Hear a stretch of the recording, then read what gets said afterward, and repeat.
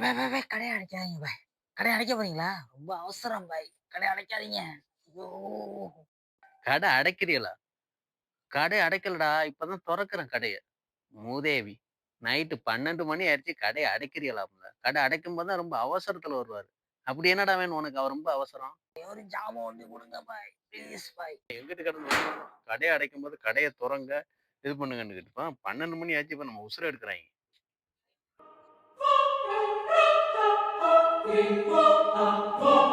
ஐயய்யோ! என்னடா தலைய தொங்க போட்டுட்டேன். அங்கேருந்து கேட்கும்போது நல்லா தானடா இருந்த. மூதேவி, என்னடா வேணும் உனக்கு? எனக்கு இப்போ ஒரு கொய்யாக்கா மிட்டாய் குடுங்க. அதுவும் கடனா குடுங்க.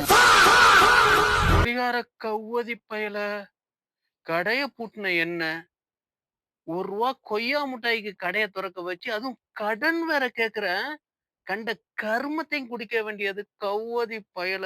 எனக்கு ஒரு நாள் கடுப்புக்கு அடிச்சு அப்படியே கொன்னுபுடும் கவ்வதி பயல. பாய். கொய்யாக்கா மிட்டாய் கூட வேண்டாம் பாய். அண்ணி பக்காவது கடனா குடுங்களேன். என் பொண்டாட்டி என்ன அடிச்சே கொன்னுடுவா பாய்.